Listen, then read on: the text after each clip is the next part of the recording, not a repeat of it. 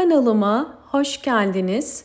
Bugün sizlere çiçekleri solan ve dökülmeye başlayan çiçeklerde özellikle nasıl bir bakım yapmamız gerektiğinden bahsedeceğim.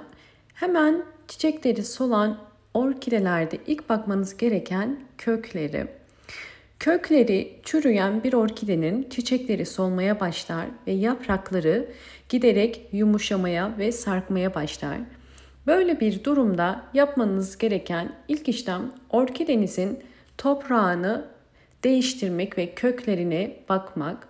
Normalde saksı değişimini çok fazla tavsiye etmiyorum. Fakat bu orkidede gördüğünüz üzere orkide tamamıyla solmuş. Evet, saksıyı çıkarınca köklerinin neredeyse artık hiç kalmadığını görebiliyorsunuz. Orkidelerde bakın görüyorsunuz, hazır aldığınız orkidelerde özellikle bu şekilde sünger içinde olabiliyor. Bu süngerin orkidelere zararı aslında çok fazla sulama yapmaktan kaynaklanıyor. Eğer çok fazla sulama yaparsanız çok fazla su çekecektir ve bu orkidede olduğu gibi bakın kökleri tamamıyla çürüyüp içi boşalacaktır. Eğer orkide kökleri bu şekilde tel tel oluyorsa yani köklerin tamamıyla kuruduğunu ve içerisinde hiçbir canlılık belirtisi olmadığını gösterir. Böyle bir durumda yapmanız gereken ilk işlem bütün çürüyen, içi boşalan, tel gibi olan kökleri kesmek.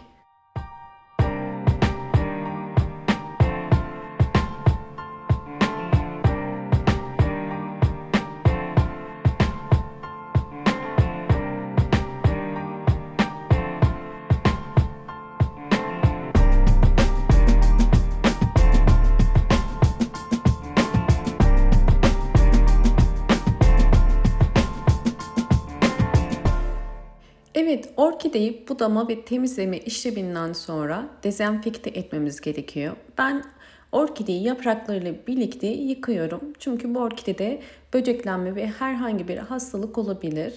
Zaten hiç kökü de kalmadı. Bakın iyice yıkadıktan sonra bu şekilde süzüyorum. Şimdi ihtiyacım olan bir diş sarımsak. Sarımsağı daha önceki birçok videomda sizlere faydalarından bahsetmiştim. Özellikle çürükleri ve dezenfekte etme özelliği yüksek olduğu için sizler de orkidelerinizi eğer bu şekilde çok fazla çürüme ve böceklenme varsa bir diş sarımsağı bu şekilde ezerek ve üzerine biraz su koyup orkidelerinizi dezenfekte edebilirsiniz.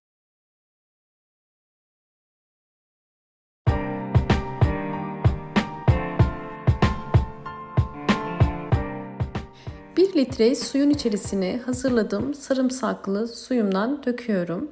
Bakın bu şekilde. Geri kalan tortusunu koymadım.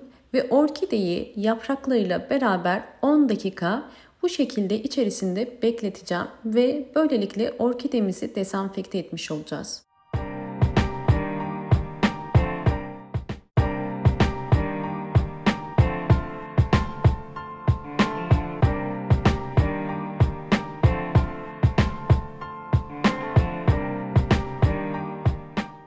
10 dakika sarımsaklı suda beklettim.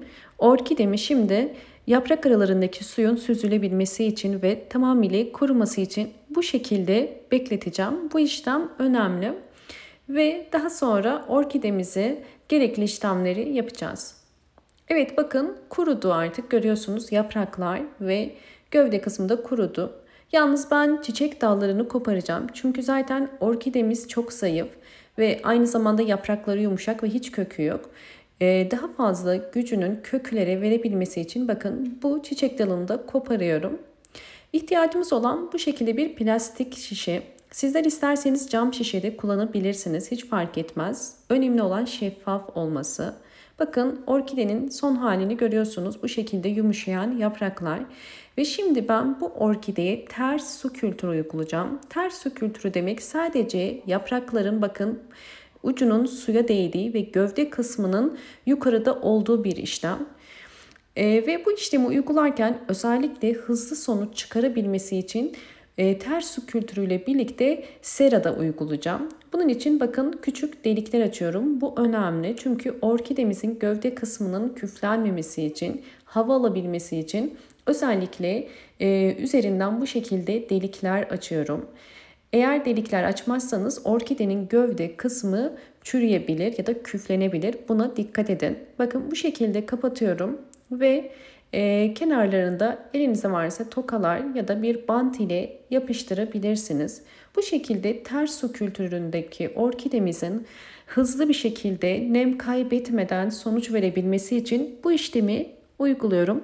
Özellikle bu işlemi yaptığınız zaman bol ışık alan bir pencere kenarına koyabilirsiniz. Böylelikle daha hızlı sonuç gösterecektir.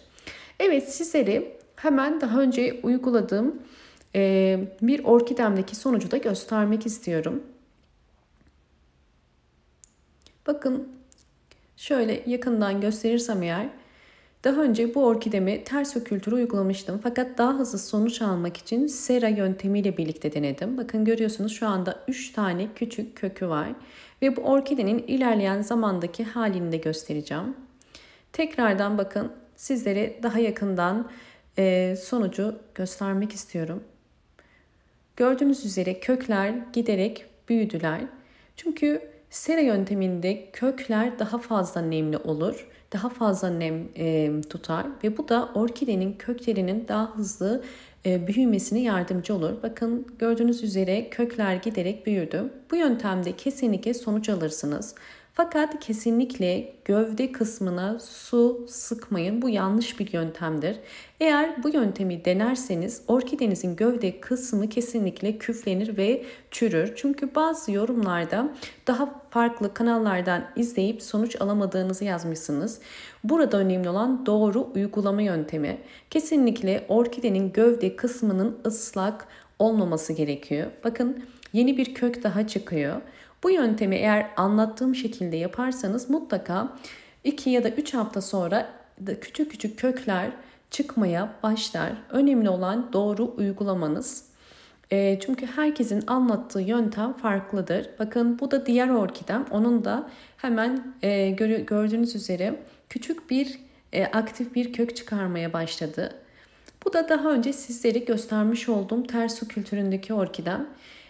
Bu orkidelerimizi eğer bu şekilde bekletirsek 3 ay içerisinde orkidenizin kökleri giderek büyüyecektir. Hem de yeni yaprak çıkaracaktır. Bakın görüyorsunuz gayet aktif ve sağlıklı kökleri şu anda sahip. Böyle bir orkideyi zaten ekebiliyoruz.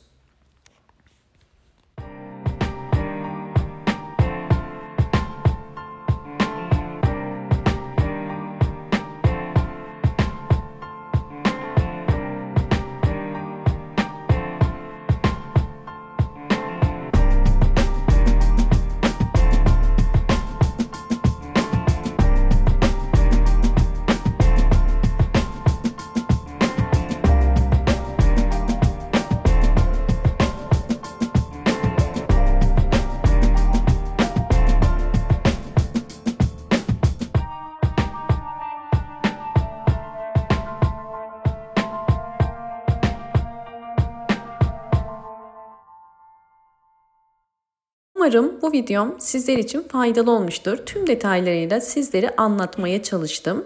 Eğer videomu buraya kadar izlediyseniz ve beğendiyseniz hemen beğen tuşuna basıp kanalıma da abone değilseniz eğer bana destek olmak için abone olabilirsiniz. Bol bol yorumlar yapıp yorumlar kısmına da sorularınız varsa sorabilirsiniz. Hoşça kalın, sağlıkla kalın.